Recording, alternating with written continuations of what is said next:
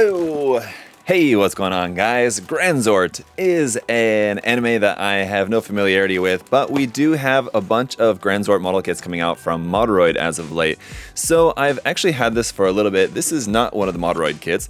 It's in this big old box here for the Super Granzort kit. This is actually from Tron Models in collaboration with Dragon Horse, I guess, for the production of this kit. But as you can see, a pretty big kit here of the Super Granzort. So I thought I'd build this up and do the review for you guys just to kind of let you know that even though we don't carry this model, these models here at USA Gundam Store, we do have all the Modoroid ones, so those are worth checking out if you guys are fans of this series. So I've got the Super Granzort here, and then I also have the Super Aquabeat as well, which we'll be taking a look at in the next video, so make sure to stay tuned for that. But for now, let's go ahead and get into it here for today's video. So I have to say, the box art here does look pretty cool there with the Super Granzort, and again, do keep in mind throughout the review, guys, that this is, again, a property that I have no familiarity with. I'm just here to review the model kit, so do not expect me to know anything really about this other than what we've got here for the model. There you can see it does transform into this like a face mask thing there. Pretty cool, interesting kind of transformation. Definitely, it's something a little different from the kind of things that I normally review. So I do like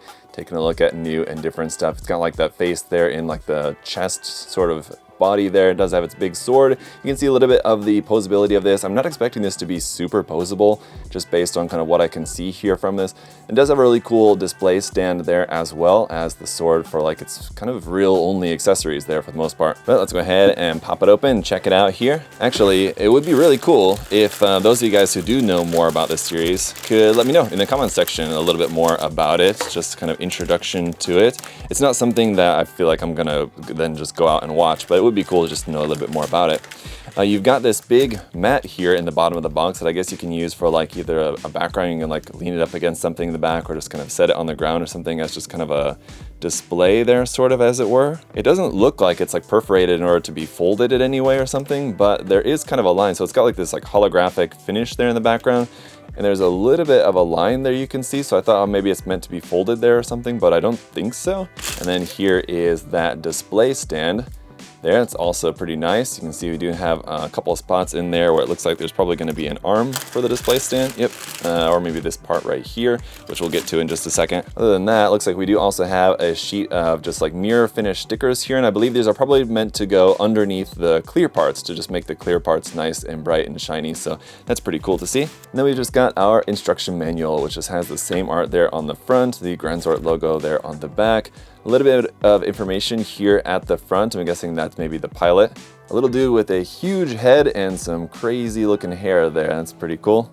All right, after that, we've got the parts list here on the next couple pages, and then just the construction of the kit. But it does look like here it is going to be telling us which runners are used for which section of the build, which is always nice. But yeah, everything's going to be just here in black and white. Fairly simple construction. It looks like probably, you know, comparable to like an HG just in terms of the complexity. Although it definitely is going to be larger. I think in terms of the size, it's definitely going to be closer to like an MG, if not larger than that, just in terms of the completed size, just based on the look of some of the parts here. Looks like it is going to be fairly sizable. So after that, there's a bit about the transformation, and then coming soon, a couple of other releases there that are on the way. We've got a nice big painted reference image here on the very last back page of the manual.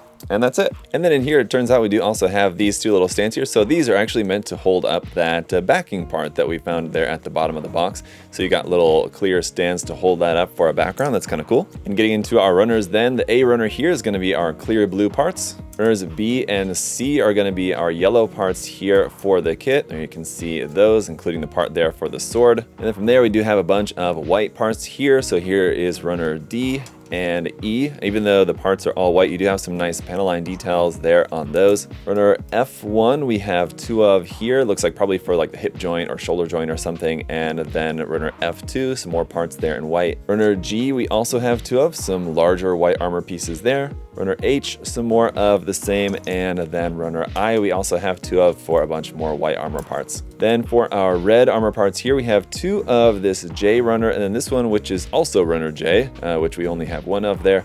for some of the large red armor parts there. That is going to continue on here to runner K and runner L as well. And again, you can get a sense of just how big this kit is going to be just based on some of the size of these parts. For runner M here, we do have one more runner of some white parts there. And then runner N here is in gray for a few mechanical bits, 2 of those. Runner O is some parts here in a dark navy color. Runner P is some more mechanical parts here in gray, 2 of those. Runner Q1 we have 2 of in like a light purplish gray, and runner Q2 we have 1 of here in just that same medium gray color there. The R runners here are interesting in that we've got some pre-painting on these. R1 is a black runner with a little bit of metallic green painted for those eye details.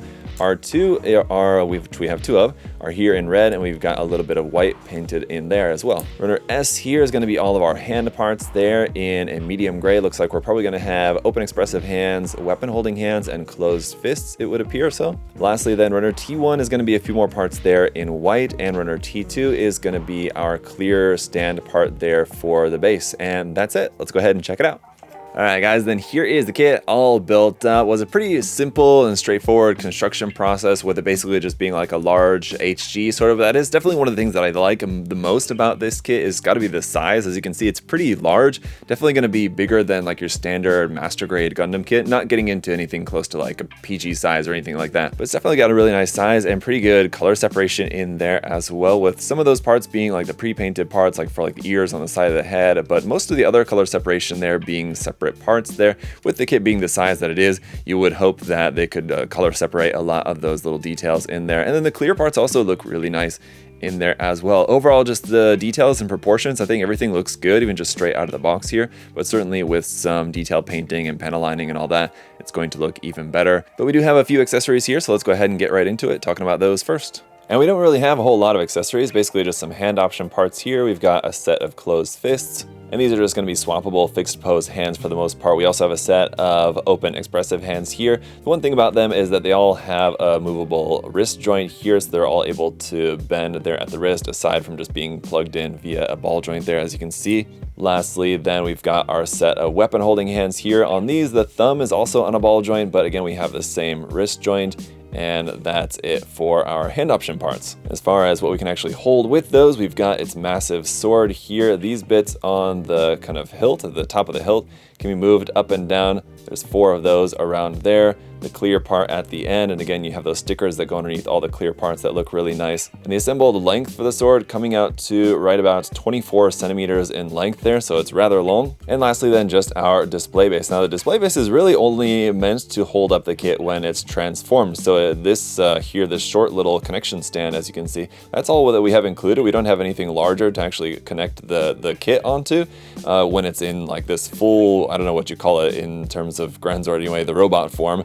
But only when it's transformed then does it sit here on this display base here like that. So kind of interesting. And then we've got that like holographic card backing that you can put behind the kit there like that as well, with the little plastic feet there at the bottom to help that to stand up.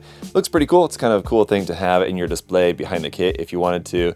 So that is another nice option to have there as well. And then just to talk about the kit here in a bit more detail, obviously we have the transformation, which we'll take a look at. But again, the clear parts look really nice, but as you may have just heard, the clear parts do tend to fall out kind of easily. So I did go ahead and put a little bit of glue on a couple of them, and it looks like I need to glue this one in there as well. But the stickers, those foil stickers, go in behind these clear parts, and then the clear parts go in there, and yeah, they don't really want to stay in super well, all of them. So some kind of like minor fitting issues there. And then you do have a clear part here at the top of the head as well, but because there's no like mirror finish or anything in there behind that to light that up, it just basically looks like a little black piece. It doesn't really look clear blue as much as the other ones do, of course. You've got that pre-printed part for the eyes, which looks nice, and then like I said, the ear parts on the side of the head have that white pre-printed in there. Otherwise, this is all color separated parts for the white inlaid to the red areas like that. You've also got that pre-printed part there for the eyes and the chest, which will be much more apparent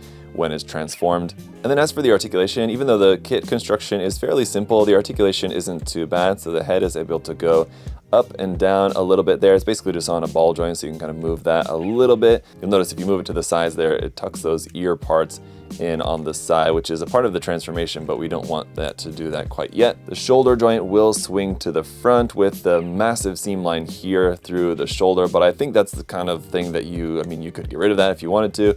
It definitely would be one that you're gonna have to use some putty on though, for sure, just because it's thick and it just really is not gonna press together much more than that. So you will have to do a little bit of work on that one. But the shoulder armor, you can move up, you can bring the arm up out to the side here, about perpendicular to the kit there, out 90 degrees. We've got rotation at the top of the bicep and then a double joint in the elbow, although it's still only gonna give you about 90 degrees bend there at the elbow. Unfortunately, the wrist I mentioned about before. And these gauntlet parts here on the side of the arm can be moved forward and back. There's a mechanism inside that will allow you to swing that a bit farther forward, I guess for like punching or something, with that there on the sides, just so that you can kind of see side by side here what that's going to look like up and then down. It's a small difference to be able to shift that up and down a little bit there on the arm. In either case, it's covering the hand quite a bit, and I'm just kind of worried about how much that's going to be kind of getting in the way for holding the sword. But basically, I think to hold the sword, you just kind of angle this out away from the hand there like that, just to make sure that your hand is kind of free there.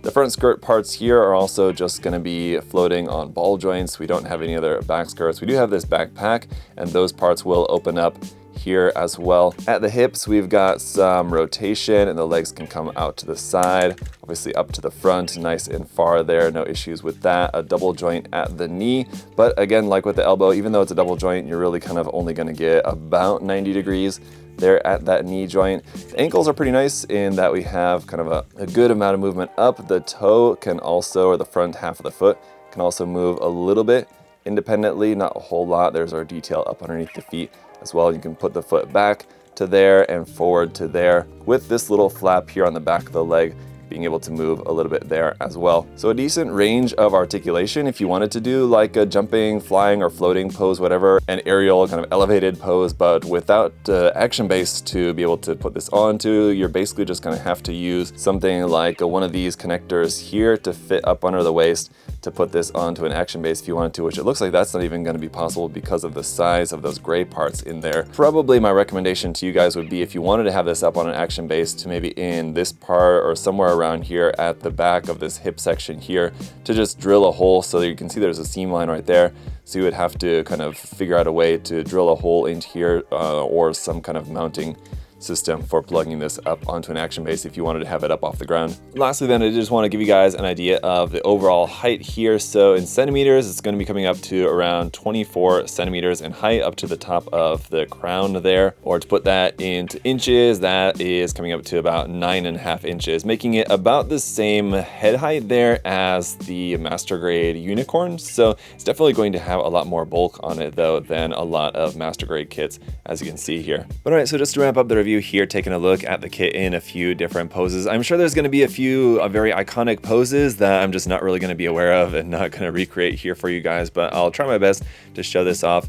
Very cool kit, very interesting kit for sure. It's definitely something different from what I would normally build, so in that sense, I really enjoyed building this one and taking a look at it. I think it's really cool, actually, so that's why it's kind of nice to build something different every now and then, just because you might end up realizing that you enjoy it more than you thought that you would have. And I do really enjoy this one. It's definitely quite cool. It's going to take a little bit of work for sure if you really want it to look its best. I think straight out of the box it looks pretty nice, but fully painting it for sure would look even better. But at the very least, doing a little bit of panel lining. A lot of the panel lines that are there on the plastic are rather deep, so even though there's not any panel lining done already, they are like relatively prominent. But of course you could go in, panel line, and do some top coat on this. I think probably like a gloss top coat actually would look pretty nice on this as well. Overall, the construction process is pretty simple and everything fits together pretty well. There are a couple of very minor fitting issues here and there. I mean, the plastic quality is pretty good overall, so I mean, I felt like it's pretty nice, but it definitely feels like a little bit of an older kit, especially like a little bit older third-party Chinese kind of kit like this.